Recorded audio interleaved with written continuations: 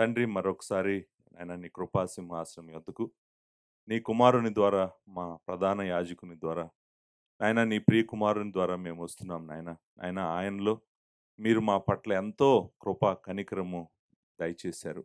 మా పట్ల ప్రేమను మీరు దయచేశారు. తండ్రి, మేము మా పాపములలో, మా అపరాధములలో మేము చచ్చిన వారమై ఉన్నప్పుడు, మీ మీద తిరుగుబాటు చేస్తూ, మా శరీర కోరికలు నెరవేర్చుకుంటూ, ఈ లోక సంబంధమైన జీవితం జీవిస్తున్నప్పుడు, చీకటిలో బ్రతుకుతున్నప్పుడు, మా పైన కనికరం చూపించావు, మమ్మల్ని పిలిచావు, మమ్మల్ని ఏర్పరుచుకున్నావు, నీ కుమారుని దగ్గరికి తెచ్చావు.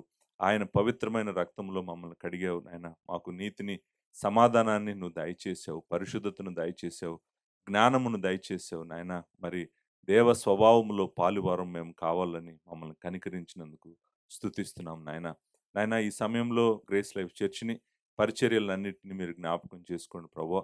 మేము ప్రార్థన ద్వారా మాత్రమే ఆయన నీ సంకల్పం చేయాలనుకుంటున్నాము. మా శక్తితో కానీ, మా జ్ఞానముతో కానీ, మా బలముతో కానీ మేమేమి చేయకుండా మమ్మల్ని కాపాడండి ప్రభువా. ప్రభువా, ఎప్పటికప్పుడు నీ కృప మీద, నీ జ్ఞానం మీద, నీ ఐశ్వర్యం మీద, నీ శక్తి మీద ఆధారపడి మేము పరిచర్య చేయడానికి మీరు మాకు సహాయం చేయండి. సంఘాన్ని నడిపిస్తున్న మేము తండ్రి, మరి దీనులుగా ఉండటానికి సహాయం చేయండి ప్రభువా. మాలో ఎక్కడ కూడా ప్రభువా కొంచెమైనా కూడా గర్వం రాకుండా నాయన, భయముతో, వణుకుతో నీ పరిచర్య చేసేవారిగా మమ్మల్ని స్థిరపరచమని ప్రార్థిస్తున్నాను నాయన. మా కన్నులలో ఎప్పుడూ నీ భయం ఉండాలని ఆశపడుతున్నాం ప్రభువా. మా జీవితాల్లో గర్వం రాకూడదని ప్రభువా ప్రార్థన చేస్తున్నాం నాయన. నాయన, మీరే మాకు సహాయం చేయండి. అత్యున్నతుడగు దేవుడు నాయన ప్రతిసారి మా జీవితాల ద్వారా, మా ప్రవర్తన ద్వారా నాయన ఆయన మాత్రమే మహింపరచబడాలనేటువంటిది మా ఆశ ప్రభువా.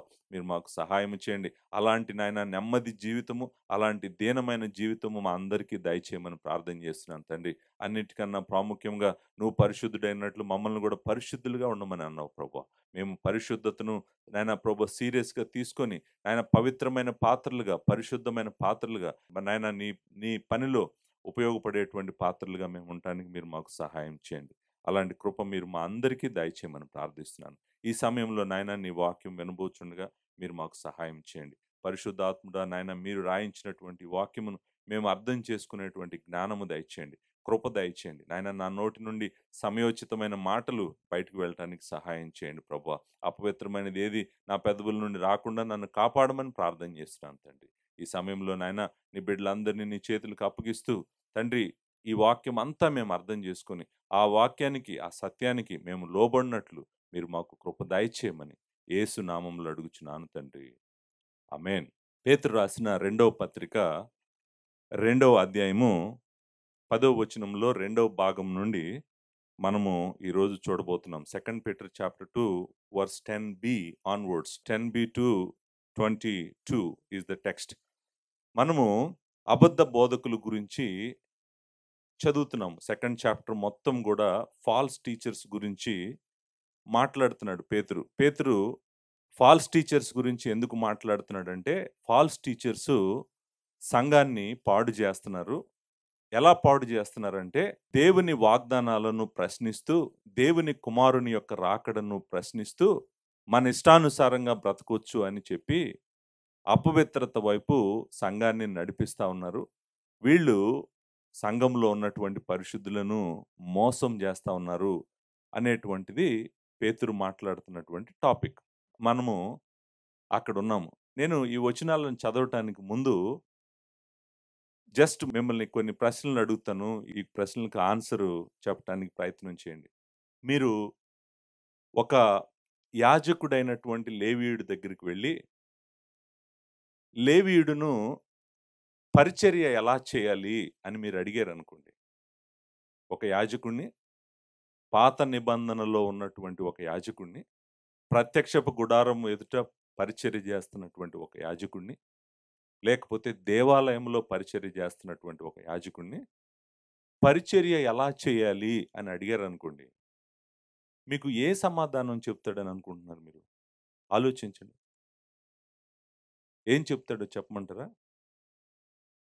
దేవుని సన్నిధిలో పరిచర్య చేయటం అనేటువంటిది చాలా భయముతో, వణుకుతో చేయాలని చెప్తాడు. భయముతో, వణుకుతో చేయటమే కాదు, యెహోవా ఆజ్ఞాపించిన విధముగా యెహోవా యొక్క పరిచర్య చేయాలని చెప్తాడు. ధర్మశాస్త్రంలో లేవీయులకు దేవుడు ఆజ్ఞాపించిన విధంగా దేవుని సన్నిధిలోకి వెళ్ళాలని చెప్తాడు. దేవుడు చెప్పినంతే చేయాలి, దేవుడు చెప్పంది చేయకూడదు. దేవుడు చెప్పంది చేస్తే ఏం జరుగుతుందో లేవీయులకు తెలుసు. మొట్టమొదటి యాజకుడి యొక్క 2 కుమారులను దేవుడు చంపాడు, అహరోను కుమారులు. చూడండి, నాకు ఈ విషయాలు ఆలోచిస్తున్నప్పుడు పరిచర్య ఎలా చేయాలి అనేటువంటి ప్రశ్న నాకు వచ్చినప్పుడు నాలో భయం కలగాలి. ఏమని భయం కలగాలంటే, నా ఇష్టం వచ్చినట్టు నా ఇష్ట ప్రకారంగా పరిచర్య చేయకూడదు. You must do God's business God's way. నీకు ఏ అధికారం లేదు నీ ఇష్టం వచ్చినట్టు చేయటానికి. నీకు ఏ అధికారము లేదు. నువ్వు ఒకవేళ దేవుడు చెప్పంది చేసావంటే, దేవుడు అడగంది చేసావంటే, దేవుడు తీర్పుని నువ్వు తప్పించుకోలేవు. లేవీయుడు అంటాడు, నేను ఎలా దేవుని సన్నిధికి వెళ్ళాలో ధర్మశాస్త్రంలో చక్కగా దేవుడు చెప్పాడు. బలిపీఠం దగ్గర ఎలా ప్రవర్తించాలో చెప్పాడు, పరిశుద్ధ స్థలంలో ఎలా ప్రవర్తించాలో చెప్పాడు, ఏ వస్త్రాలు ధరించాలో చెప్పాడు, నేను ఎలా ఉండాలో చెప్పాడు. నాకు దేవుడు అన్నీ చెప్పాడు. నేను దేవుడి సేవకునిగా, యాజకునిగా, మనుష్యులను దేవుని దగ్గరికి తీసుకొచ్చేవానిగా నేను ఎలా ఉండాలంటే, ఎలా ప్రవర్తించాలంటే, ఎలా ఆలోచించాలంటే, దేవుడు నాకు ఏమి చేయమని చెప్పాడో నేను అలానే పరిచర్య చేయాలి. మరి క్రొత్త నిబంధనలోకి వచ్చేటప్పటికి ఏంటి తేడా? క్రొత్త నిబంధనలో కూడా దేవుని వాక్యం ఏం చెప్తుందంటే, ప్రీస్టుడ్ ఆఫ్ ఆల్ బిలీవర్స్ అంటాం కదా. నేను ఫస్ట్ పీటర్ చెప్పినప్పుడు చెప్పాను, మనమందరము కూడా దేవుని పరిచర్య చేసేటప్పుడు మన ఇష్టం వచ్చినట్టుగా, మన ఇష్టం వచ్చిన విధంగా, దేవుడు చెప్పంది, దేవుడు అడగంది చేసామనుకోండి, చేస్తే మనము దేవుడికి లెక్క అప్పు చెప్పాలి. లెక్క అప్పు చెప్పాలా లేదా? లెక్క అప్పు చెప్పాలి. చూడండి, ఈరోజు మనం చదవబోతున్నటువంటి టెక్స్ట్లో అబద్ధ బోధకులు, ఫాల్స్ టీచర్స్, ఫాల్స్ ప్రాఫిట్స్ వీళ్ళు ఉన్నారు కదండి. వీళ్ళకి దేవుడన్నా, దేవుని వాక్యం అన్నా ఏ భయము లేదు. అబద్ధ బోధకుల జీవితాలు ఎలా ఉంటాయో నేను చెప్తున్నాను. వాళ్ళు అసలు దేవుడు ఏం చెప్పాడు, జీవము గల దేవుని సంఘంలో మనము ఎలా ప్రవర్తించాలని చెప్పాడు. నేనంటుంది పాస్టరల్ ఎపిసిల్స్‌లో 1 తిమోతి, 2 తిమోతి, టైటస్ ఈ మూడిట్లో ఈ దేవుడు చెప్పాడు సంఘం ఎలా ఉండాలి, సంఘాన్ని ఎలా నడిపించాలి, ఎవరు నడిపించాలి, ఎవరు ఉండాలి, ఎవరు ఉండకూడదు, ఏం చేయాలి, ఏం చేయకూడదు, సంఘం అంతటి గురించి, ఆయన పరిచర్య అంతటి గురించి చక్కగా వివరించాడు కదా. వివరించినప్పుడు ఒక కాపరి గాని, బోధకుడు గాని, సేవకుడు గాని ఏం చేయాలంటే, ఓ నా దేవుడు ఆయన పనిని ఆయన ఎలా చేయమని కోరాడు, నేను అలా చేయటానికి ప్రయత్నం చేస్తాను. కాబట్టి నేను దేవుని వాక్యాన్ని జాగ్రత్తగా చదువుతాను, చదివి అర్థం చేసుకొని ఆయనకి ఇష్టమైన విధంగానే నేను పరిచర్య చేస్తాను, కానీ నా ఇష్టానుసారంగా నేను నా పరిచర్య చేయనని కొత్త నిబంధనలో ఉన్న ప్రతి సేవకుడు అనుకోవాలా లేదా? నా ఇష్టానుసారంగా ఎలా చేస్తాను సేవ నేను? నాకు ఏ అధికారం ఉంది? ఇంకొకటి, నేను గనక దేవుని వాక్యాన్ని పక్కన పెట్టి నా ఇష్టానుసారంగా నా కోరికలు నెరవేర్చుకుంటూ ముందుకు వెళ్ళిపోయాను అనుకోండి, మరి నాకు దాచబడి ఉన్నది ఏంటంటే నాశనమే. నాశనానికి తక్కువ ఏది దాచబడి ఉండదు. నాశనం అంటే మీరేదో ఫిజికల్ డెస్ట్రక్షన్ అనుకుంటున్నారేమో. ఫిజికల్ డెస్ట్రక్షన్ మాత్రమే కాదు, దేవుడు వాక్యాన్ని లెక్క చేయకుండా పక్కన పడేసేసి వాళ్ళ ఇష్టానుసారంగా సంఘాలను కట్టుకుంటూ, సంఘాలను నడిపిస్తూ వాళ్లే ఒక రాజ్యాలుగా కట్టుకుంటూ వెళ్ళిపోయారు అనుకోండి, గుర్తుపెట్టుకోండి, దేవుని వాక్యం స్పష్టంగా చెప్తుంది, వారు నాశనానికి వెళ్ళిపోతున్నారు. నాశనము అనేటువంటి మాట ఆల్రెడీ మనం చాలాసార్లు చూసాం. మొదటి 10 వచనాల్లోనే, ఫస్ట్ 10 వర్సెస్లోనే డెస్ట్రక్షన్ అనేటువంటి వర్డ్ మనం ఆల్రెడీ చూసాం. నాశనము అంటే ఏంటో తెలుసా అండి? వాళ్ళంట దేవుడి నుంచి దూరం అయిపోతారంట, జీవము నుంచి దూరం అయిపోతారంట, నిత్య నరకములో, చీకటిలో వాళ్ళు గడపాల్సిందేనంట. అంటే అర్థం ఏంటంటే, ఒక సేవకుడు ఎప్పుడు కూడా నేను నిజమైన సేవకుడుగానే ఉండాలి, నమ్మకమైన సేవకుడుగానే ఉండాలి అని కోరుకునే ప్రతి వ్యక్తి ఏం చేయాలో తెలుసా? నా ప్రభువు నన్ను పరిచర్య ఎలా చేయమన్నాడో కనుక్కోవాలి ముందు. కనుక్కోకుండా నీ ఇష్టానుసారంగా నువ్వు పరిచర్య చేసుకుంటూ వెళ్ళిపోయావు అనుకోండి, నువ్వేమైపోతావు అంటే అబద్ధ బోధకుడివి అయిపోతావు, అబద్ధ బోధకుడు అయిపోతావు. సో ఇది వెరీ ఇంపార్టెంట్ ట్రూత్ అండి. ఈ చాప్టర్ చదువుతున్నప్పుడు మీరు మనసులో పెట్టుకోవాల్సిన ట్రూత్ ఏంటంటే, we must always do God's business God's way. నీ మార్గం అంటూ ఏమీ లేదు, నీ జ్ఞానం అంటూ ఏమీ తేకూడదు పరిచర్యలోకి. పూర్తిగా పూర్తిగా సంపూర్ణంగా దేవుడి వాక్యం మీద ఆధారపడే నువ్వు పరిచర్య చేయాలి. వీళ్ళు చేయరంట, వీళ్ళు చేయరు. వీళ్ళు అసలు దేవుని వాక్యం కానీ దేవుడు కానీ వాళ్ళ జీవితాల్లో సెంటర్ కాదు, గాడ్ సెంటర్ కాదు, కాబట్టి గాడ్స్ వర్డ్ కూడా సెంటర్ కాదు. చూడండి, ఎప్పుడైనా కూడా దేవుడిని విడిచిపెట్టిన వాడికి దేవుని వాక్యం విడిచిపెట్టడానికి ఎక్కువ టైం పట్టదు. ముందు దేవుడిని వదిలేస్తాడు, తర్వాత దేవుని వాక్యాన్ని వదిలేస్తాడు. దేవుణ్ణి విడిచిపెట్టిన తర్వాత దేవుని వాక్యం విడిచిపెట్టడానికి ఎక్కువ టైం పట్టదు. వాళ్ళు వాళ్ళ సంకల్పాన్ని, వాళ్ళ చిత్తాన్ని, వాళ్ళ ఇష్టానుసారంగా నడిపిస్తారంట. కానీ నాకు మాత్రం నాకు భయమేస్తుంది. నిజానికి మీతో చెప్తున్నాను. నేను మాట్లాడుతున్నాను గానీ పరిచర్య చేయాలంటే నాకు భయమేస్తుంది. ఎందుకు భయమేస్తుందంటే, అయ్యో! నేను ఆయన చెప్పంది ఏదైనా చేస్తున్నానేమో, ఆయన అడగంది నేను ఏదైనా చేస్తున్నానేమో, ఆయనకి ఇష్టం లేనిది నేను ఏదైనా చేస్తున్నానేమో, ఆయనను సంతోషపెట్టాలంటే నేను ఆయన మాట వినాలి గదా, ఆయన కోరిన విధంగా నేను పరిచర్య చేయాలి గదా అనేటువంటి భయము నాకు లేవీయుల గురించి ఆలోచిస్తుంటే ఇంకా ఎక్కువ భయమేస్తుంది. సో ఈ వచనాలను జాగ్రత్తగా మనము అర్థం చేసుకోవటానికి ప్రయత్నం చేద్దాం. 2వ అధ్యాయము 10వ వచనం 10b నుంచి మనము ముందుకు వెళ్తున్నాము. ముందుకు నేను చదువుతాను. కాంటెక్స్ట్ కోసం మేబీ 22వ వచనం వరకు కూడా చదువుతాను. సో మీకు మొత్తం విషయం ఏంటి అనేటువంటిది ఒక ఏమంటారంటే హై వ్యూ ఒకసారి ఇచ్చి నేను మళ్ళీ అప్పుడు వచనాల్లోకి వెళ్దాం మనం. పైనుంచి చూద్దాం వచనాల్ని. తర్వాత వచనాల లోపలికి వెళ్ళటానికి ప్రయత్నం చేద్దాం. 10వ వచనం సెకండ్ పార్ట్. మనం ఫస్ట్ పార్ట్ వరకు చూసాం. ప్రభు సమర్థుడు దగ్గర ఆపామనమాట. ప్రభు సమర్థుడు దగ్గర ఆగాము. ఇప్పుడు ముందుకు వెళ్తున్నాం. వీరు తెగువ గలవారును స్వేచ్ఛాపరులనై మహాత్ములను దూషింప వెరవక యున్నారు. దేవదూతలు వారి కంటే మరి అధికమైన బలమును శక్తియు గలవారైనను ప్రభువు ఎదుట వారిని దూషించి వారి మీద నేరము మోప వెరతురు. వారైతే పట్టబడి చంపబడుటకే స్వభావ సిద్ధముగా పుట్టిన వివేక శూన్యములగు మృగముల వలె ఉండి తమకు తెలియని విషయములను గూర్చి దూషించుచు తమ దుష్ప్రవర్తనకు ప్రతిఫలముగా హాని అనుభవించుచు తాము చేయు నాశనముతోనే తామే నాశనము పొందుదురు. ఒకనాటి సుఖానుభవము సంతోషమని ఎంచుకుందురు. వారు కళంకములను నిందాస్పదములనై తమ ప్రేమ విందులలో మీతో కూడా అన్నపానములు పుచ్చుకొనుచు తమ భోగముల యందు సుఖించుదురు.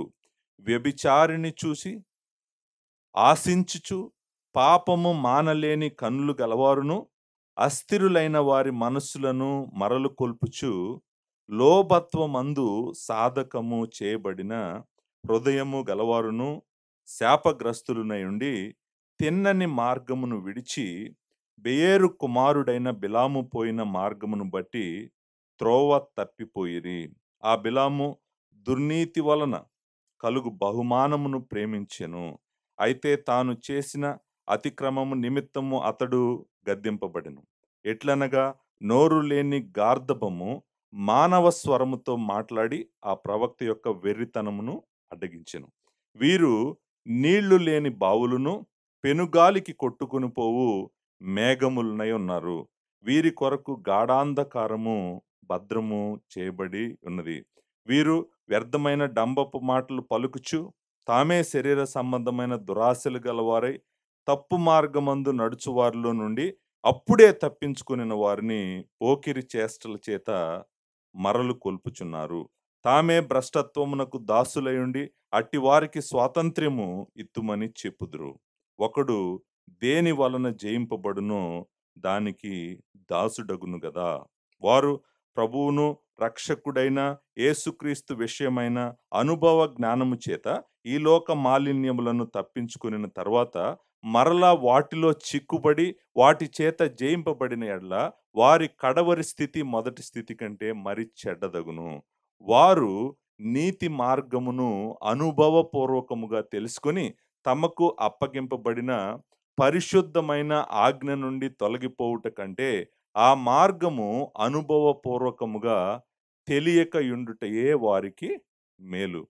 కుక్క తన వాంతికి తిరుగునట్టును కడుగబడిన పంది బురదలో దొర్లుటకు మళ్ళినట్టును అను నిజమైన సామెత చొప్పున వీరికి సంభవించెను. ట్రూ ప్రావర్బ్‌తో ఎండ్ చేసాడండి. ట్రూ ప్రావర్బే కదా! ఇట్స్ ఎ ట్రూ ప్రావర్బ్ అంట. ప్రావర్బే, సత్యమైన సామెత అంట. ఈ వచనాలు చదివితే పేతురు కోపంగా ఉన్నాడని నాకు అర్థమైంది. ఎలా ఉన్నాడు? కోపంగా ఉన్నాడు. ఎంత కోపంగా ఉన్నాడు? నాకు ఈ వచనాలు చదివితే చాలా కోపంగా ఉన్నాడు. మేబీ నేను ఆ కోపాన్ని మీకు చదివేటప్పుడు చూపించగలిగానో లేదో నాకు తెలీదు గానీ, బట్ చాలా కోపంగా ఉన్నాడు. కోపంగా ఉన్నాడు. చాలా లోతుగా వెళ్ళాడు. చాలా కలర్‌ఫుల్‌గా గూడా ఎళ్ళాడు. డీప్‌గా ఎళ్ళాడు. చాలా కలర్‌ఫుల్‌గా గూడా ఎళ్ళాడు. అసలు వర్ణన నేను ఇలాంటి వర్ణన మనకి చాలా చోట్ల కనిపించదు. గాడ్స్ వర్డ్‌లో ఈ వర్ణన వింటంటే చాలా మనకనిపిస్తది. ఓహ్! ఇలా వర్ణిస్తున్నాడు. రకరకాలుగా వర్ణిస్తున్నాడు వీళ్ళని. వీళ్ళ అంతాన్ని, వీళ్ళ వ్యక్తిత్వాన్ని మొత్తము డిఫరెంట్ లాంగ్వేజ్‌లో, డిఫరెంట్ కలర్స్‌తో వర్ణిస్తా ఉన్నాడు. చాలా కోపంగా ఉన్నాడు. వీళ్ళు చేసినటువంటి పాపము, వీళ్ళ జీవితాలు, వీళ్ళ అంతము అంతా వర్ణిస్తూ వెళ్ళిపోయాడు. మీరు పాస్టర్ గారు చాలా వచనాలు చదివారు మీరు. 10వ వచనం నుంచి 22 వరకు చదివారు. అసలు ఈ వచనాలన్నీ మాకు కొంచెం బయట నిలబడి ఈ వచనాల గురించి ముందు లోపలికి వెళ్ళటానికి ముందు అసలు ఈ వచనాలన్నీ ఏంటో మాకు కొంచెం అర్థమయ్యేటట్టు చెప్పండి. ఆ తర్వాత మీరు ఒక్కొక్క వచనం లోపలికెళ్ళి మీరు ఎక్స్‌ప్లెయిన్ చేయండి. మేము అర్థం చేసుకుంటాము. అసలు ఏం జరుగుతుంది ఇక్కడ? పేతురు చెప్పాలనుకుంది ఏంటి? అది మాకు అర్థమయ్యేటట్టు బయట నుంచి చూపించండి అనంటే, నేను ముందు బయట నుంచే చూపిస్తాను. ఎందుకంటే చాలా వచనాలున్నాయి గదా! ఇప్పుడు మనము విజయవాడ ఎళ్ళాలనుకోండి. విజయవాడ ఎళ్ళాలి. కానీ మధ్యలో అనకాపల్లి ఉంది. తర్వాత అన్నవరం ఉంది. వరుసన ఈ రాజమండ్రి ఉంది. ఆ రోడ్ మ్యాప్ నేను ఇవ్వలేదనుకోండి, మీరు ఎక్కడో చోట మిస్ అయిపోతారనమాట. సో, ఆ రోడ్ మ్యాప్ ఇస్తాను మీకు. రోడ్ మ్యాప్ ఏంటంటే, అసలు ఇక్కడ ఏం జరుగుతుంది అనేటువంటిది ముందు మీకు చెప్పడానికి ప్రయత్నం చేస్తాను.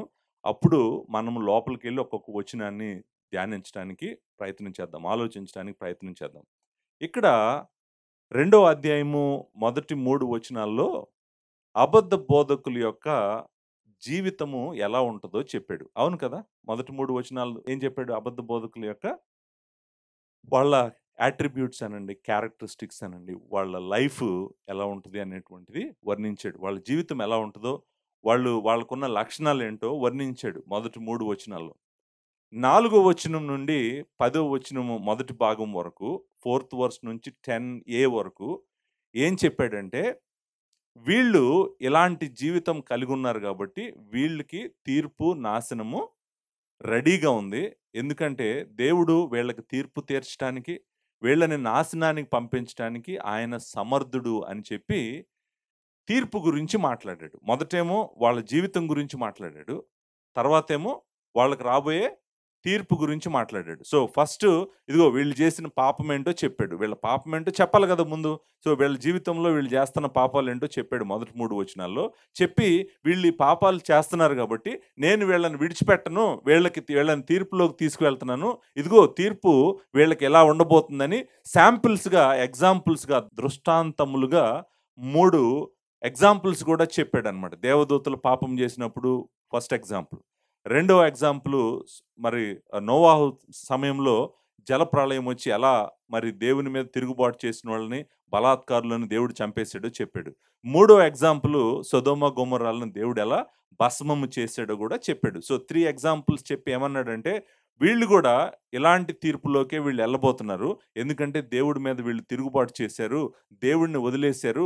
పరిచర్య వాళ్ళ ఇష్టానుసారంగా వాళ్ళ కోసము, వాళ్ళ గోల్స్ కోసము, వాళ్ళ పర్పసెస్ కోసము వాళ్ళ ఇష్టం వచ్చినట్టుగా పరిచర్య చేస్తున్నారు. వాళ్ళు నన్ను అడగట్లేదు, నా మీద ఆధారపడట్లేదు, నేను చెప్పిన విధంగా వాళ్ళు పరిచర్య చేయట్లేదు. అసలు వాళ్ళు పరిచర్యలో ఉందే బిజినెస్ కోసము. వాళ్ళు సంఘాన్ని, పరిచర్యని వాళ్ళ సామ్రాజ్యాలు స్థాపించుకోవడానికి వాడుకుంటున్నారు. వాళ్ళ గోల్స్ కోసం వాడుకుంటున్నారు. కాబట్టి నేను వీళ్ళని తీర్పు తీరుస్తాను. జడ్జ్ చేస్తాను అనేటువంటి. సో, ఫస్ట్ వాళ్ళు చేసిన సిన్స్ చెప్పాడు. తర్వాత వాళ్ళ మీద రాబోయేటువంటి జడ్జిమెంట్ చెప్పాడు. జడ్జిమెంట్ చెప్తూ జడ్జిమెంట్‌లో కూడా లాస్ట్‌లో ఒక మాట అన్నాడు. ఏమన్నాడంటే, అబద్ధ బోధకుల్లో ప్రాముఖ్యంగా, ప్రాముఖ్యంగా 2 లక్షణాలుంటాయని చెప్పాడు 10వ వచనంలో. 10వ వచనం ఫస్ట్ పార్ట్‌లో మనము 10వ వచనం చదివామనుకోండి. వీళ్ళల్లో ఉన్నటువంటి 2 ప్రాముఖ్యమైన లక్షణాలు. అంటే వాళ్ళని చూడగానే మనకవి కనపడతాయి.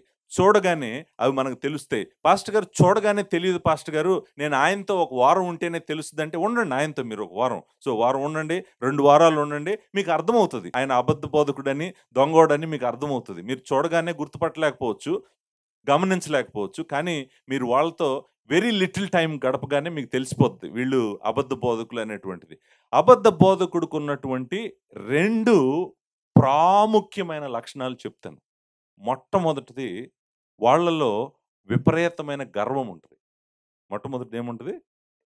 విపరీతమైన గర్వం ఉంటది. వాళ్ళు చెప్పిందే జరగాలి. వాళ్ళు ఎవరి మాట వినరు. వాళ్ళ ఇష్టం వచ్చినట్టు చేస్తారు.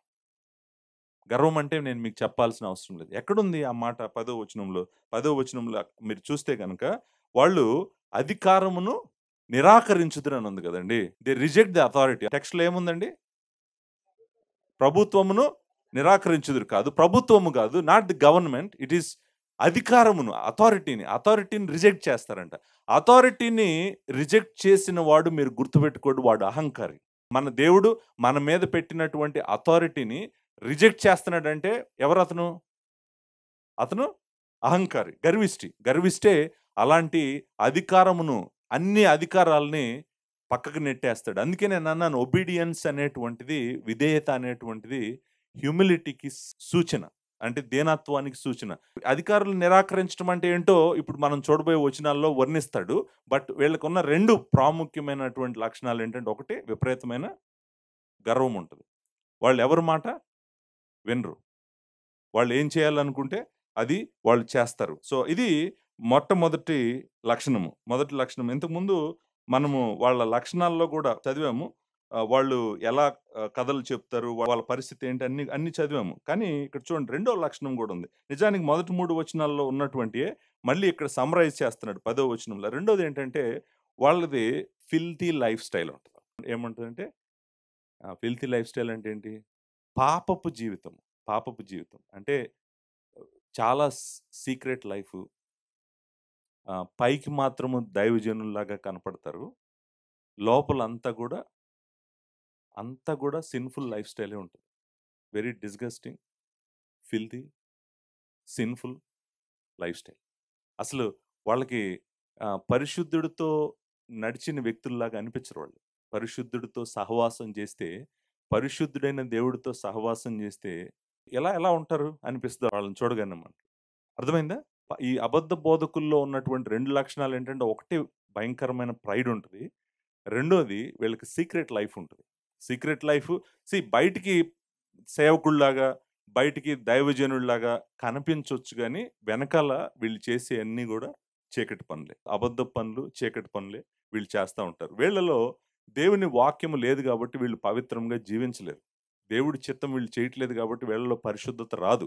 సో, ఆ మాట ఎలా చెప్తాడు చూడండి. ఏమని చెప్తాడు? వాళ్ళంట దుర్నీతి పరులను ముఖ్యముగా మలినమైన దురాశ కలిగి శరీరానుసారంగా నడుచుకొందురు అని ఉంది కదండి. అంతే కదండీ! శరీరానుసారంగా నడుచుకుంటారు. So, they indulge in the lust of defiling passion and despise authority. మనము అవి చూసామనుకోండి ఏంటంటే లస్ట్ ఆఫ్ డిఫైలింగ్ ప్యాషన్స్ అంటే ఏంటి? ఇండల్జ్ అంటే ఏంటి? మీకు తెలుసు. నేను చెప్పాల్సిన అవసరం లేదు. ఏంటంటే వాళ్ళు మలినమైన దురాశలు కలిగి శరీరానుసారంగా నడుచుకుంటారు. ఆ శరీరానుసారంగా అనేటువంటి మాట మొదటి 3 వచనాల్లో పోకిరి చేష్టలని ఉంది. ఆ పోకిరి చేష్టల వెనకాల ఉన్న మాట ఏంటంటే సెన్సువాలిటీ. అంటే అర్థం ఏంటంటే వీళ్ళకి సీక్రెట్ లైఫ్‌లో కూడా ప్రాముఖ్యంగా వీళ్ళు అక్రమ సంబంధాలు, వీళ్ళకి భయంకరమైనటువంటి ఇది సెన్సువల్ లైఫ్ అంటారు కదా! సెక్స్ యాస్పెక్ట్‌లో వీళ్ళు చాలా చేయకూడనివన్నీ వెనకాల సీక్రెట్‌గా చేస్తా ఉంటారనమాట. సో, దాన్ని మనం పోకిరి చేష్టలని, లేకపోతే శరీర ఆశలని. శరీర ఆశలంటే ఏంటి? శరీర ఆశలంటే తాగుడు, వ్యభిచారము, ఇదిగో ఇలాంటివన్నీ వెనకాల ఉండి ఇవన్నీ చేస్తా ఉంటారనమాట. సో, అబద్ధ బోధకులలో ఉన్నటువంటి రెండే 2 లక్షణాలు మీరు గుర్తుపెట్టుకోండి. ఈ 2 ఏంటంటే, ఒకటి విపరీతమైన గర్వం ఉంటది. 2 సీక్రెట్ లైఫ్ ఉంటది. వీళ్ళకి సీక్రెట్ లైఫ్ ఉంటది. వీళ్ళ లైఫు ట్రాన్స్‌పరెంట్‌గా ఉండదు. పైకొకటుంటది, లోపలొకటుంటది. పైకి దైవజనుడిలా కనపడుతుంటాడు. ఇంట్లో కూర్చొని తాగుతుంటాడు. పైకి దైవజనుడిలా కనపడుతుంటాడు. ఇంట్లో పరాయి స్త్రీతో, లేకపోతే బలహీనురాలైన స్త్రీలను పట్టుకుంటూ, సంఘంకొచ్చి పాపం కష్టాల్లో ఉన్న స్త్రీలను పట్టుకుంటూ, వాళ్ళ జీవితాలను నాశనం చేస్తుంటాడు. ఇది అబద్ధ బోధకుడి యొక్క జీవితం. 10వ వచనం వరకు మనం అర్థం చేసుకుందేంటంటే, వీళ్ళు పాపం చేస్తున్నారు. దేవుడు వీళ్ళని విడిచిపెట్టడు. సమర్థుడు అని ఉంది గదండీ! ఎందుకు సమర్థుడంట? శిక్షలో ఉంచబడిన వారిని తీర్పు తీర్చు వరకు కావలిలో ఉంచుటకు ప్రభువు సమర్థుడు. ఆయన వీళ్ళని చక్కగా భద్రం చేసాడంట. ఎందుకు? శిక్షించటానికి. తీర్పులోకి తీసుకెళ్ళి, తీర్పులో నుంచి వీళ్ళని నాశనంలో పడేయటానికి దేవుడు సమర్థుడంట. ఆయన అన్నీ గమనిస్తున్నాడంట. అన్నీ గమనిస్తున్నాడు అనేటువంటిది మనం ఇక్కడ చూసాం. సరే, ఇప్పుడు క్వెషన్ ఏంటంటే, పాస్టర్ గారు చాలా చక్కగా అర్థమైంది మాకు. వాళ్ళు ఏం చేశారో చెప్పారు మొదటి 3 వచనాల్లో. వాళ్ళకి దేవుడు తీర్పు తీర్చబోతున్నాడని చెప్పాడు తర్వాత వచనాల్లో. మరి ఇంక ఈ వచనాలన్నీ ఎందుకు? అయిపోయింది కదా అక్కడితో. Is done. మరి ఈ వచనాలన్నీ ఎందుకు పాస్టర్ గారు 10b నుంచి 22 వరకు ఇదంతా అసలు ఏంటి? ఏం జరుగుతుంది ఇక్కడ? ఏం చెప్పాలనుకుంటున్నాడు పీటరు? పీటరు చెప్పటం అవ్వలేదండి వీళ్ళ గురించి. ఇప్పుడు ఇక్కడ నుంచి 10b నుంచి ఏం చేస్తున్నాడో తెలుసా అండి? మరలా వాళ్ళ జీవితాన్ని వర్ణిస్తూ వాళ్ళ తీర్పేంటో చెప్తున్నాడు. ఈసారి 2 మిక్స్ చేసాడనమాట. ఇంతకు ముందు ఏం చేశాడు? వాళ్ళ జీవితం ముందు చెప్పాడు. తీర్పు తర్వాత చెప్పాడు. ఈసారి ఏం చేస్తున్నాడో తెలుసా? వాళ్ళ జీవితం, తీర్పు 2 కలిపి చెప్పుకుంటూ వెళ్తున్నాడనమాట. మిక్స్ చేసాడు 2. మిక్స్ చేసాడంటే అర్థం ఏంటంటే వాళ్ళ గురించి చెప్పడం ఇంక అవ్వలేదు. వాళ్ళ గురించి మాట్లాడటం ఇంకా అవ్వలేదు. అవ్వలేదు. సో, కాబట్టి వాళ్ళ గురించి ఇంకా వర్ణిస్తున్నాడు. సో, వాళ్ళ జీవితాలు ఎలా ఉంటాయి అని చెప్తూ మధ్యలో ఏమంటున్నాడంటే వాళ్ళ కోసం తీర్పుంది. వాళ్ళని దేవుడు తీర్పు తీర్చబోతున్నాడని మధ్యలో వాళ్ళ తీర్పు గురించి కూడా మాట్లాడుతున్నాడు. అంటే వాళ్ళ వ్యక్తిత్వం గురించి మాట్లాడుతున్నాడు. వాళ్ళ లక్షణాల గురించి మాట్లాడుతున్నాడు. వాళ్ళ తీర్పు గురించి మాట్లాడుతున్నాడు. అంటే ఏం చేసాడంటే ఈసారి 1, 2 సెపరేట్‌గా చెప్పిని మిక్స్ చేసాడనమాట ఈసారి. ఈసారి ఏం చేస్తున్నాడు? హి ఈస్ మిక్సింగ్ 1 అండ్ 2 ఇంతకుముందు వేరుగా చెప్పాడు. ఈసారి ఏం చేస్తున్నాడు? మిక్స్ చేస్తున్నాడు. ఆ మిక్స్ చూడండి. ఆ మిక్స్‌లో మనము 12వ వచనము ఆఖరిలో చదివామనుకోండి. ఏముంటది 12వ వచనం? తాము చేయు నాశనముతోనే తామే నాశనము పొందుదురు. ఇదేంటి తీర్పే కదా! సో, తీర్పు గురించి మాట్లాడుతున్నాడు. దానికి పైనే ఉంది. తమ దుష్ప్రవర్తనకు ప్రతిఫలముగా హాని అనుభవించుదురు. ఇది కూడా తీర్పే కదా! సో, ఇప్పుడు తీర్పు గురించి మాట్లాడాడు గదా! మరి తీర్పు గురించి మాట్లాడినప్పుడు వాళ్ళ వ్యక్తిత్వాలు ఎక్కడున్నాయి? 11, 12 వచనాలంతా కూడా వాళ్ళ వ్యక్తిత్వమే. వాళ్ళు ఎలాంటోళ్ళో చెప్పాడు. చెప్పి ఇమ్మీడియేట్‌గా ఏమన్నాడు? ఓహ్! వీళ్ళు ఇలాంటోళ్ళు కాబట్టి వీళ్ళకి తీర్పు, వీళ్ళ నాశనము రెడీగా ఉందని చెప్పాడు. ఈసారి ఏం చేస్తున్నాడు? 2 మిక్స్ చేస్తున్నాడు. ఇంతకుముందు మిక్స్ చేయలేదు. ఈసారి మిక్స్ చేస్తున్నాడు. ఇంకా కొంచెం ముందుకు వెళ్లారనుకోండి. ఇంకొంచెం ముందుకు వెళ్తే మనం 13వ వచనం నుంచి మరలా వాళ్ళని వర్ణిస్తానే ఉంటాడు. వర్ణిస్తూ వాళ్ళంటాడు మధ్యలో ఒక మాట అంటాడు. శాపగ్రస్తులై ఉండి అంటాడు. 14వ వచనం ఆఖరిలో. అకర్స్డ్ చిల్డ్రన్ అని మనం ఆ మాట చూస్తామనమాట. అంటే వాళ్ళు శాపగ్రస్తులంట. శపించబడిన వారు అనేటువంటి మాట వాడతాడు. అంతేకాదు మీరు 17వ వచనం ఆఖరిలో ఒక మాట అంటాడు. వీరి కొరకు గాఢాంధకారము భద్రము చేయబడి ఉన్నది అంటాడు. అంటే గాఢాంధకారం అంటే తెలుసు కదా!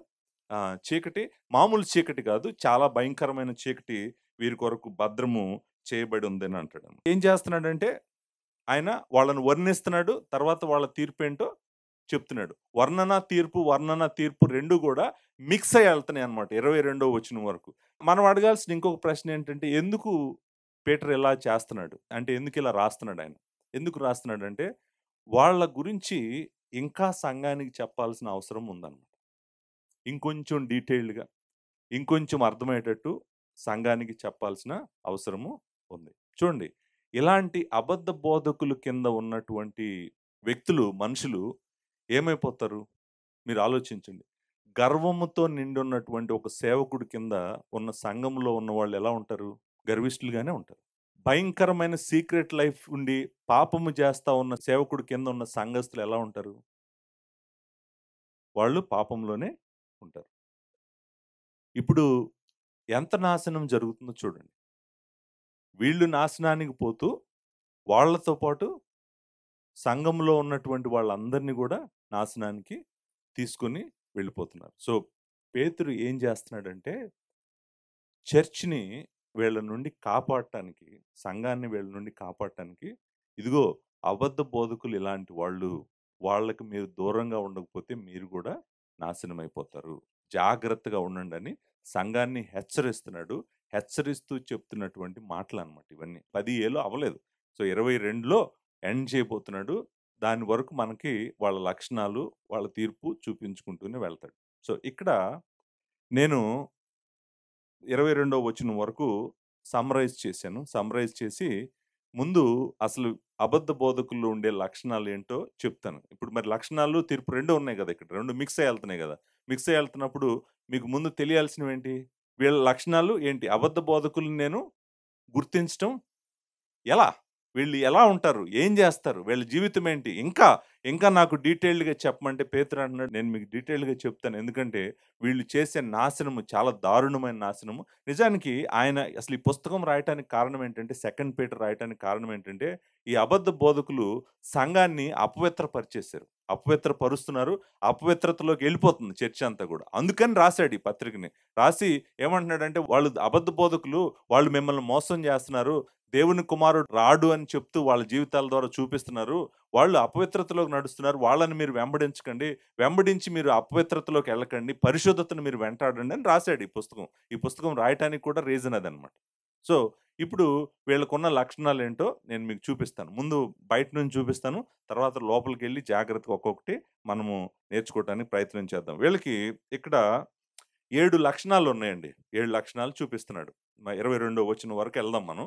ఈ 7 లక్షణాలు చూద్దాం. అబద్ధ బోధకులకున్న 7 లక్షణాలు. ఆల్రెడీ మనం మొదటి 3 వచనాల్లో చూసాం.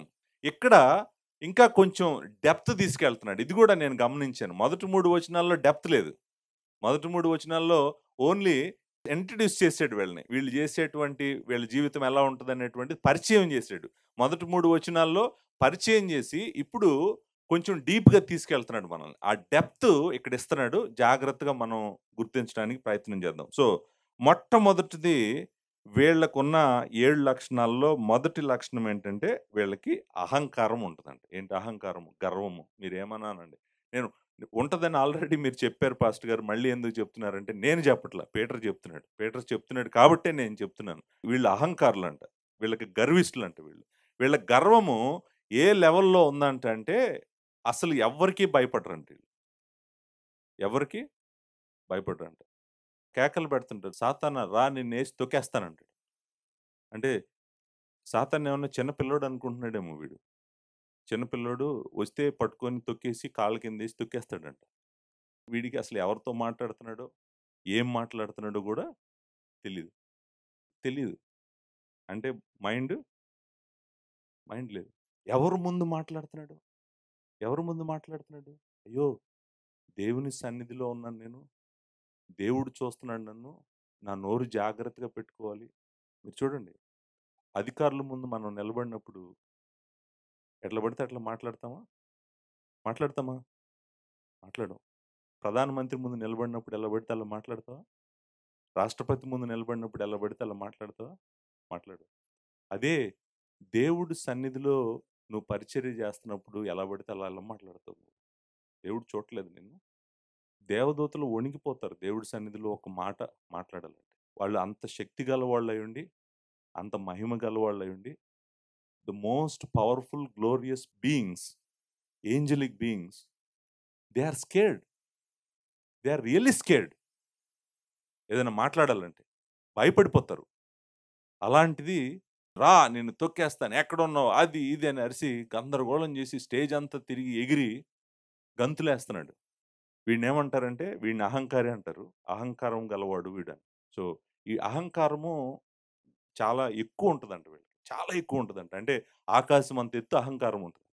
అబద్ధ బోధకుడికి ఏముంటది? ఆకాశమంత ఎత్తు అహంకారము ఉంటదంట. మొట్టమొదటి లక్షణం. 7 లక్షణాల్లో ఫస్ట్ లక్షణం ఏంటంటే అహంకారం ఉంటది. ఎక్కడుంది పాస్టర్ గారు ఈ అహంకారము? అహంకారం మీరు చూడండి 10b నుంచి చదువుతాను చూడండి. వీరు తెగువ గలవారును, స్వేచ్ఛాపరులనై మహాత్ములను దూషింప వెర్వక ఉన్నారు. చూడండి ఈ తెలుగు నాకు తెలిసి మీకు ఎవ్వరికీ అర్థం కాదు. మేబీ కొంచెం పెద్దవాళ్ళకి అర్థమవ్వచ్చు. అసలు యంగ్ జనరేషన్‌కైతే ఈ తెలుగేంటో కూడా అర్థం కాదు. ఏ తెలుగు పాస్టర్ గారిది? తెగువ గలవారు అంటే ఏంటి? పాస్టర్ గారు అసలు మొదటిసారి నా జీవితంలో తెగువ గలవారు అనే మాట విన్నాను. అసలు తెగువ గలవారు అంటే ఏంటో నాకు తెలీదు. స్వేచ్ఛాపరులు అంటే ఏంటో సరిగ్గా నాకు తెలీదు. వెర్వక ఉన్నారంటే అసలు తెలీదు. అంటే మనకు తెలుగు కూడా తెలీదు. ఎనీవే నేను మీకు వర్ణిస్తాను. ఒక్కొక్కటి జాగ్రత్తగా వర్ణిస్తాను. కాకపోతే ఇక్కడ ఈళ్ళేం జేస్తున్నారంటే మాట్లాడకూడని వాళ్ళ ఇష్టం వచ్చినట్టు మాట్లాడుతున్నారు. దూషిస్తున్నారని ఉంది గదండీ! దూషిస్తారంట. దూషించడానికి భయపడరంట. ఆ మాట వెర్వక అనేటువంటి మాట ఏంటంటే భయపడరు. Trembling, fear. వాళ్ళకి ఏ భయము ఏముండదంట. ఎవరినైనా ఎంత మాటైనా అంటారంట. లెక్క చేయరంట. వెర్వక ఉందురు అనే మాటకి అర్థం ఏంటంటే మహాత్ములను దూషిస్తారు అని మహాత్ములు అంటే ఎవరు అని నేను టెక్స్ట్‌లోకి రావట్లేదు. దయచేసి మీరు గుర్తించండి. నేను ఎక్స్‌పోజిషన్ చేయట్లేదు టెక్స్ట్‌ని. టెక్స్ట్ దగ్గరికొద్దాం మరి. నేను సీక్వెన్షియల్ ఎక్స్‌పోజిషన్ చేస్తాను. నేను బయట నుంచి మనం ఈ 22వ వచనం వరకు చూడటానికి మాత్రమే ప్రయత్నం చేస్తున్నాం. So, I will come back again 10b నుంచి సీక్వెన్షియల్ ఎక్స్‌పోజిషన్ చేస్తాను. ముందు మీకు బిగ్ పిక్చర్ ఇస్తున్నాను. ఆ పిక్చర్ లేకుండా లోపలికెళ్లారనుకోండి, మీకేం అర్థం కాదు. అసలు ఏ ట్రీ చూస్తున్నారో మీకు తెలీదు. బయట ముందు ఫారెస్ట్ చూద్దాం. ఫారెస్ట్ చూసిన తర్వాత లోపలికెళ్దాం. ట్రీల దగ్గరికెళ్లి ఒక్కొక్క ట్రీని మనం చూడటానికి ప్రయత్నం చేద్దాం. సో, ఇప్పుడు వీళ్ళు ఎవరిని పడితే వాళ్ళని ఎంత మాట పడితే అంత మాట అసలు లెక్క చేయకుండా, భయపడకుండా దాన్నేమంటారు మీరు? ఏమంటారు? దాన్నేమంటారు? అహంకారం అంటారు. దానికి పేరేంటంటే అహంకారం, గర్వం, అహంకారం, గర్వం. గర్వము వీళ్ళకి ఆకాశమంత గర్వం ఉంటదంట. అంటూ కింద ఒక మాట అన్నాడు. 11వ వచనంలో ఏమంటారు? దేవదూతలు వారికంటే మరి అధికమైన బలమును, శక్తియు గలవారైనను, ప్రభువు ఎదుట వారిని దూషించి వారి మీద నేరము మోప వెరతురు. దేవదూతలు మాత్రం గజగజ వణికిపోతున్నారంట దేవుడి ముందు మాట్లాడటానికి. వీళ్ళు మాత్రం ఎవరినైనా, ఎంత మాటైనా, ఎలాగైనా మాట్లాడతారంట. సో, దేవదూతలేమో వణుకుతున్నారు మాట్లాడటానికి. వీళ్ళు మాత్రం ఏమి లెక్క చేయరంట. ఎవరినైనా, ఎంత మాటైనా అంటారంట. అసలు మనుషుల్ని గాదు, దేవదూతలను గూడా అంటారంట. ఆడిని పట్టుకుంటారా నా కాలు కిందేసి తొక్కేస్తానంటే అర్థం ఏంటి? ఎవరిని పట్టుకుంటావు? దేవదూతలంటే ఏమనుకుంటున్నావు నువ్వు? సో, మీరెప్పుడు వినలేదా ఇలాంటి మాటలు? పో! ఇప్పుడే చెప్తున్నాను నువ్వు ఇక్కడి నుంచి పో. వెళ్ళిపో. విడిచిపో. లేకపోతే నీ సంగతి జెప్తున్నాను. ఎవరితో మాట్లాడుతున్నాడు? ఎవరితో మాట్లాడుతున్నాడో తెలీదు. అతనిలో ఉన్న దాంతో మాట్లాడుతున్నాడేమో. మనం చెప్పాలనుకుందేంటంటే దేవుని ఎదుట, దేవుని సన్నిధిలో దేవదూతలే మాట్లాడటానికి అంటే దేవదూతలు మాట్లాడటానికే కాదు. ప్రభువా! ఈ వ్యక్తి ఈ తప్పు చేసాడు కాబట్టి ఈ వ్యక్తిని శిక్షించు అని అనటానికే భయపడతారంట. అంటే అర్థమేంటి? అర్థమేంటంటే ప్రభువుకి వీళ్ళు చెప్పే అంతటోళ్ళా? అతనేం తప్పు చేసాడో తెలీదా ప్రభువుకి? అతనికి ఏ శిక్ష ఎయ్యాలో ప్రభువుకి తెలీదా? ఏమనాలి ప్రభువుకి ముందు నిలబడినప్పుడు? ప్రభువా! అన్నీ నీకు తెలుసు. నీ చిత్తానికి నా తల వంచుతున్నాను. ఆ మాట చాలు గదా! ప్రభువా! ఇదిగో ఈయన ఈ తప్పు చేశాడు, ఇక్కడికెళ్ళాడు, ఇలా చేశాడు, అలా చేశాడు. కాబట్టి ఈడిని నిన్ను వదిలిపెట్టదు ప్రభువా! వీడిని పట్టుకొని పిసికేసి, నొక్కేసి, ఆ మూలన పడేసి తొక్కేయి ప్రభువా అన్నాడనుకోండి. అలా చెప్తారా దేవదూతలు ఎళ్లి పరలోకంలో? అలా మాట్లాడతారండి? అసలాళ్ళు మాట్లాడతారా దేవుడి దగ్గరికెళ్లి దేవుని సన్నిధిలో నిలబడి? దేవుని సన్నిధిలో నిలబడి నేను కాదు. మేము యోధా పత్రిక చదవండి. అసలు దేవుడి సన్నిధిలో ఎలా ఉంటదో పరిస్థితి మీకు చూపిస్తాను. యోధా రాసిన పత్రిక మీరు 9వ వచనం చదవండి. Ninth verse. 8, 9 కూడా చూద్దాం. 8 కూడా సేమ్ కాంటెక్స్ట్, సేమ్ వర్సెస్ సిమిలర్‌గా ఎళ్తుంటాయన్నమాట. 8, 9 యోధా పత్రికలో 8వ వచనం. అటువలనే వీరు కలలు కనుచు, శరీరమును అపవిత్రపరచుకొనుచు, ప్రభుత్వం నిరాకరించు, మహాత్ములను దూషించుచున్నారు. అయితే ప్రధాన దూత అయిన మిఖాయేలు ఏంజెలిక్ బీయింగ్స్‌లో గూడా వెరీ పవర్‌ఫుల్ ఏంజెలిక్ బీయింగు.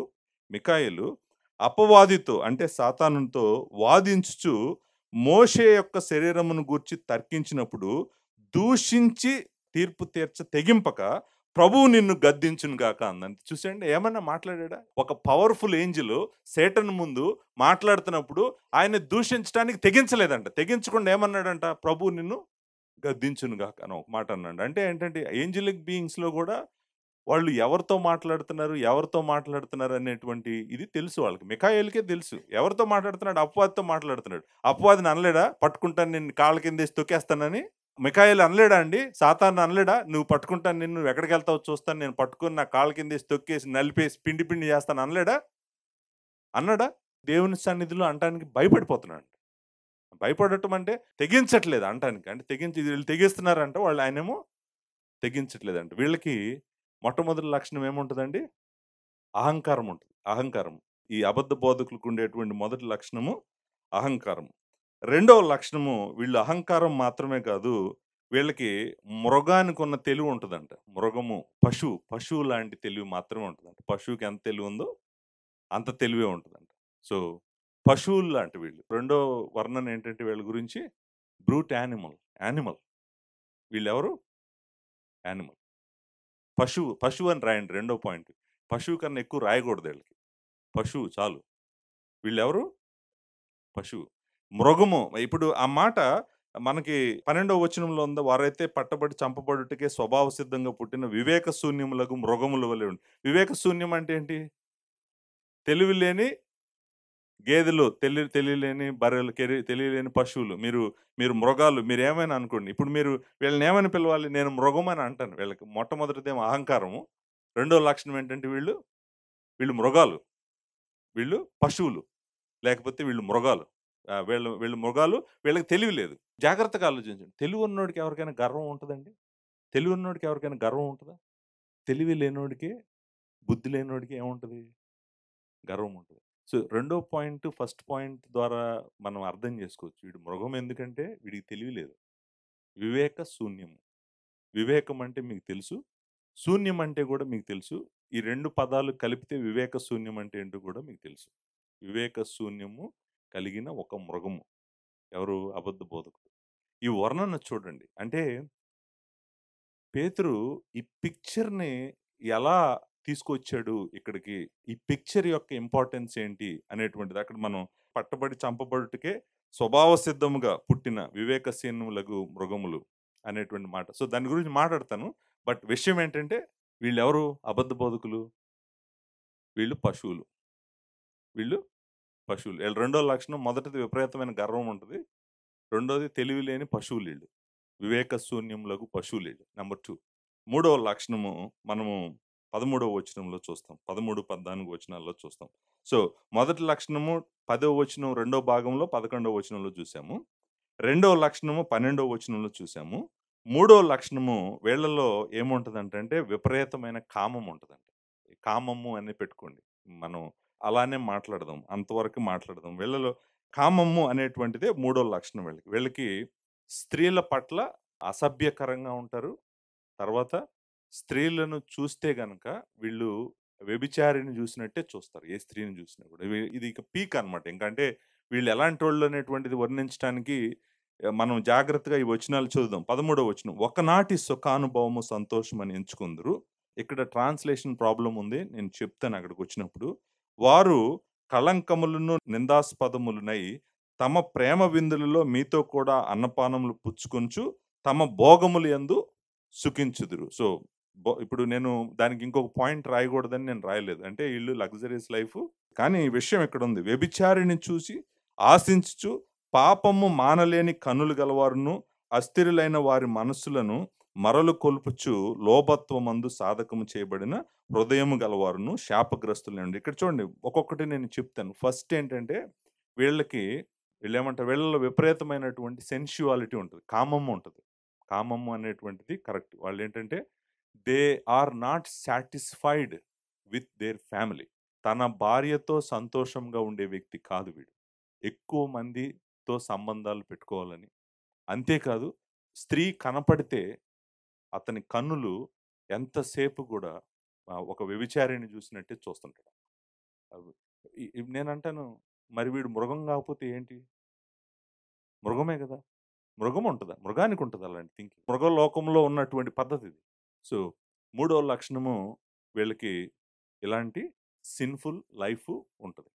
ప్రపంచంలో ఉన్నటువంటి కాపర్లలో చాలామంది పరిచర్యను నాశనం జేసుకోవటానికి కారణము స్త్రీలతో ఉన్న సంబంధాలే. అక్రమ సంబంధాలే.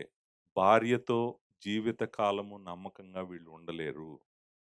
వీళ్ళకి అక్రమ సంబంధాలు చాలా ఉంటాయి. ఇది మూడో లక్షణం. నాలుగో లక్షణము, వీళ్ళకి డబ్బు పిచ్చి ఉందంటండి. నాలుగో లక్షణం ఏంటి? వీళ్ళకి డబ్బు పిచ్చి. Money. They are after money. ఆ మాట ఆల్రెడీ మొదటి 3 వచనాల్లో చదివాం మనం. కానీ మళ్ళీ తీసుకొచ్చాడు ఈ డిస్కషన్. ఆ డిస్కషను మనకు 14వ వచనం లాస్ట్‌లో కనపడతది గదా! లోభత్వమందు సాధకము చేయబడిన హృదయము గలవారును. లోభత్వం అంటే ఏంటి? లోభం, గ్రీడీ. వాళ్ళ హృదయము ఎలా ఉంటదంటే, they have trained their hearts in greed. So, ఆ గ్రీడీనెస్ ఉంటదనమాట. అంటే ఏంటంటే, వాళ్ళు అల్టిమేట్‌లీ బ్రతికేది దేనికోసము? డబ్బుల కోసము. సో, డబ్బుల కోసం బ్రతుకుతారు కాబట్టి డబ్బు పిచ్చి ఉంటది. అదే విషయం మనకి 15, 16 వచనాలు బిలామ్ స్టోరీ అంతా ఏంటి? బిలామ్ స్టోరీ అంతా ఏంటి? డబ్ డబ్బు. మోయాబు రాజు నువ్వొచ్చి ఇశ్రాయేలీయులని శపించమన్నప్పుడు ఎనకాల మోటివ్ ఏంటి? మనీ. మనీ కోసము ఎంత దూరమైనా ఎళ్తాడు. మనీ కోసం ఏదైనా చేస్తాడు. సో, అల్టిమేట్ వీళ్ళ గోల్ ఏంటంటే డబ్బులు. డబ్బులు సంపాదించాలి. ఎక్కువ డబ్బులు సంపాదించాలి. ఇంకా ఎక్కువ డబ్బులు సంపాదించాలి. దాని ద్వారా ఇంకా ఎక్కువ నేను పాపం చేయగలను. ఇంకా ఎక్కువ పాపం చేయటమే కాదు, ఇంకా అక్కడ మనం చూసేటువంటి మాట ఏంటంటే, వాళ్ళు లగ్జరియస్ లైఫ్ గూడా లీడ్ చేస్తారంట. మనీ ఉంటే ఏం చేస్తది? లగ్జరీ లైఫ్ ఉంటది. అట్ ద సేమ్ టైమ్ నువ్వు ఎన్ని సంబంధాలు పెట్టుకున్నా, ఎన్ని చేసినా, ఎలాంటి సీక్రెట్ లైఫ్ నడిపించినా కూడా నడుస్తది. ఎందుకంటే డబ్బుంది కాబట్టి. So, they go after money and they go after the sensual life. So, ఇది నాలుగవ లక్షణం. సో, మొట్టమొదటిది వీళ్ళకి అహంకారం ఉంటది. 2 వీళ్ళు మృగాలు. 3 వీళ్ళకి కామము విపరీతంగా ఉంటది.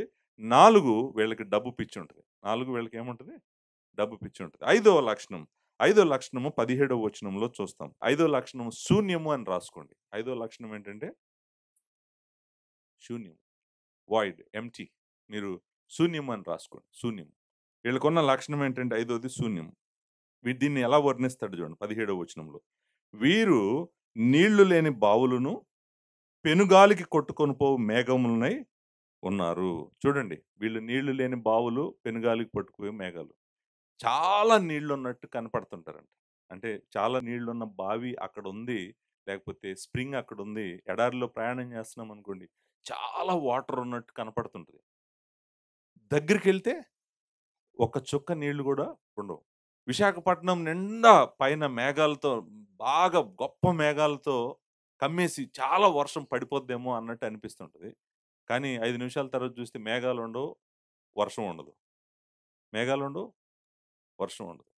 అంటే ఏంటి? వీళ్ళని చూస్తేనంట, వామ్మో! వీళ్ళు మామూలోళ్ళు కాదనిపిస్తుంటారంట దూరం నుంచి చూస్తుంటే. దూరం నుంచి చూస్తుంటే ఏమనిపిస్తుంటారు వీళ్ళు?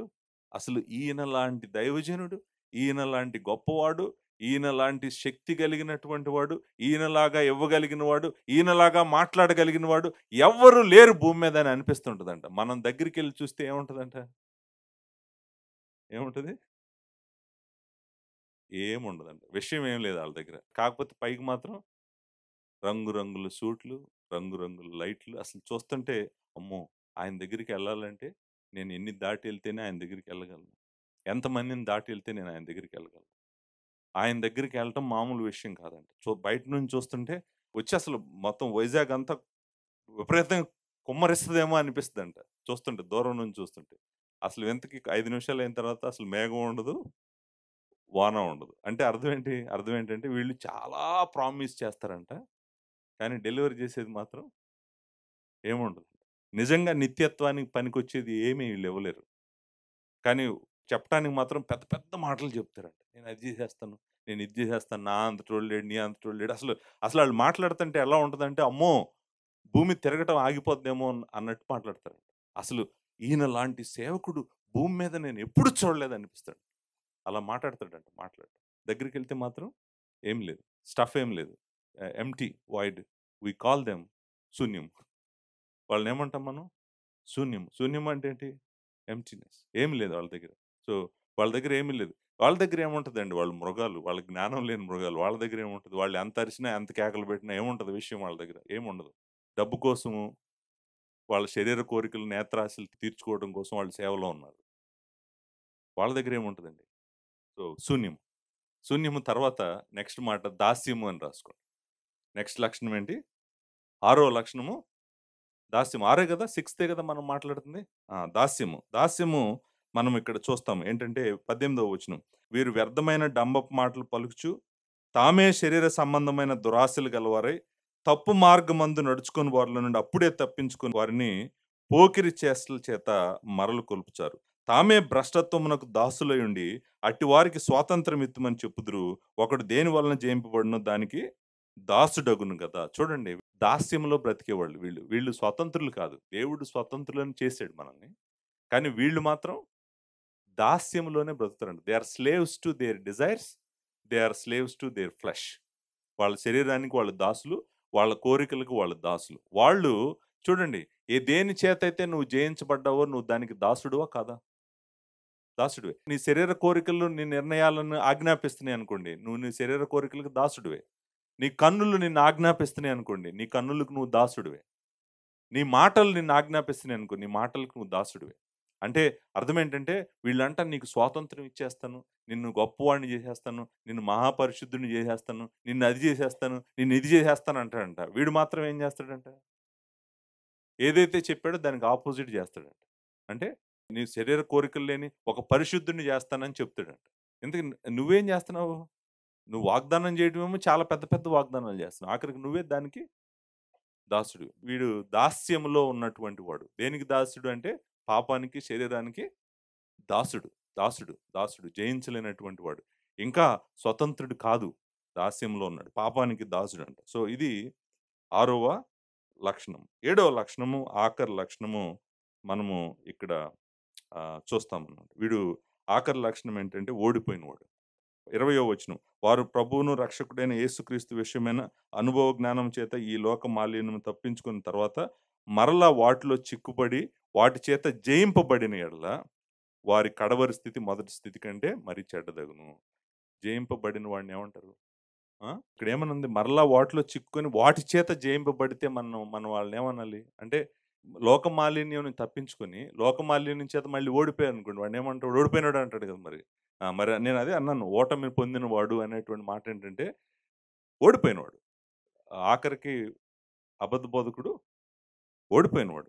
ఓటమి చెందినటువంటి వాడు. నేను మరలా చెప్పాలనుకుంది, జయము లేనటువంటి వాడు, ఓటమి పొందినటువంటి వాడు. సో ఆ మాట 20-21లో మనం చూస్తాం. వారు నీతి మార్గమును అనుభవపూర్వకంగా తెలుసుకుని తమకు అప్పగించబడిన పరిశుద్ధమైన ఆజ్ఞ నుండి తొలగిపోటు కంటే ఆ మార్గము అనుభవపూర్వకంగా తెలియకుండాటే వాళ్ళకి మేలు. సో బేసికల్గా ఏం చెప్తుందంటే, ఒక్కసారి నువ్వు దేవుని దగ్గరికి వచ్చి నేను దేవుని బిడ్డనని చెప్పి, దేవుడిని నమ్ముకున్నానని చెప్పి, రక్షించబడ్డానని చెప్పి, పరిశుద్ధులతో సహవాసంలో ఉంటానని చెప్పి, అన్నీ చెప్పి లోకమాల్యం నుంచి లోపలికి వచ్చి మళ్ళీ అన్నీ వదిలేసి మళ్ళీ లోకమాల్యంలోకి వెళ్ళిపోయావు అనుకోండి, నువ్వు ఓడిపోయినటువంటి వాడు, నువ్వు గెలిచినటువంటి వాడు కాదు. సో వీళ్ళు ఆఖరికి దేవుడు ఎలా వర్ణిస్తున్నాడంటే, వీళ్ళు ఓడిపోయారంట. దేనికి? లోకానికి ఓడిపోయారు.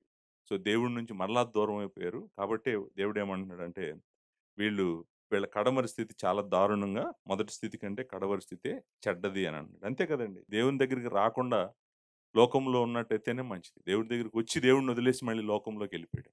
సో ఓటమి చెందినటువంటి వాడు.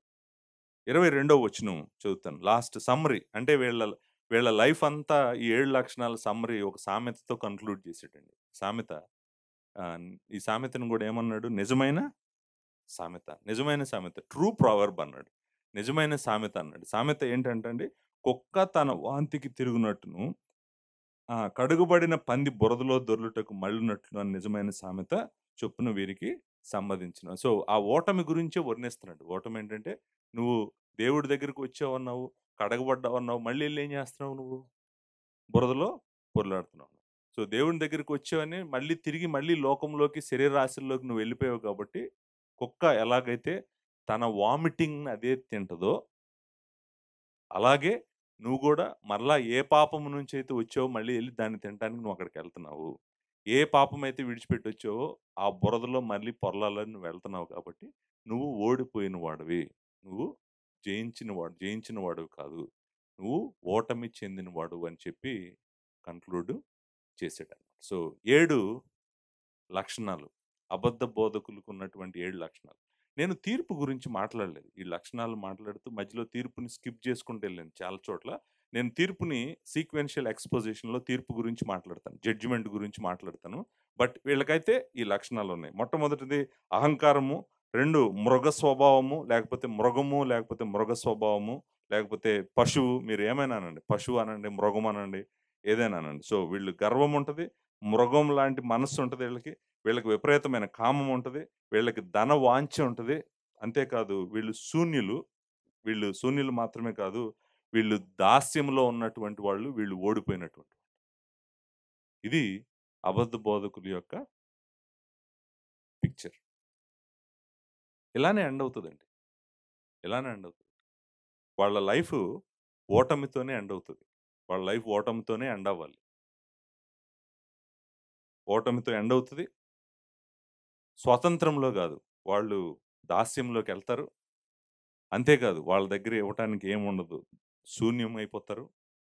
అసలు ఈ మాటలన్నీ చదువుతుంటే మనకి వాళ్ళ కంప్లీట్ పిక్చరు, అబద్ధ బోధకుల పిక్చర్ అంతా గూడా మన ముందుకి వచ్చేస్తుందనమాట. మీరు గమనించారో లేదో, మనిషి నాశనముకు ఎప్పుడు గూడా ఫస్ట్ పాయింట్ గర్వమే.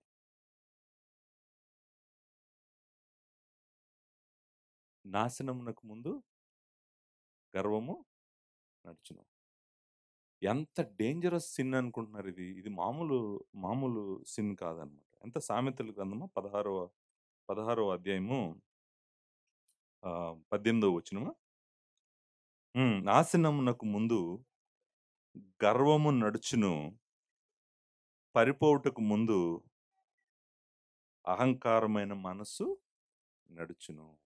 ఆ! అహంకారమే నాశనమైపోవటానికి కారణము. ఇక్కడ గూడా మరలా మనకదే కనిపిస్తుంది. అహంకారం అనేటువంటిది. అహంకారము ఎప్పుడొస్తదంటే, నీ దేవుడెవరో నీకు తెలియనప్పుడు నీకు అహంకారం వస్తది. వీళ్ళు దేవుడిని విడిచిపెట్టాడు గాబట్టే అబద్ధ బోధకుడు అయ్యాడు. తన జీవితాన్ని నాశనం చేసుకున్నాడు. తన చుట్టూ ఉన్నటువంటి కుటుంబాలను నాశనం చేశాడు. అంతేకాదు తన బోధ కింద ఉన్నటువంటి ఎంతమందిని నాశనం చేస్తాడు ఈ అబద్ధ బోధకుడు మనకు తెలీదు. రాబోయే వారాల్లో ఈ లక్షణాలను నేను జాగ్రత్తగా వచనం తర్వాత వచనం వర్ణిస్తాను. ఇప్పుడు మనం ఫారెస్ట్‌ని బయట నుంచి చూసాం. మనం అడవిని బయట నుంచి కొండ మీద నుంచొని ఓ అడవి ఇంతుందా? ఇంత పెద్దదా? అని చూసాం. ఇప్పుడు అడవి లోపలికెళ్తాము.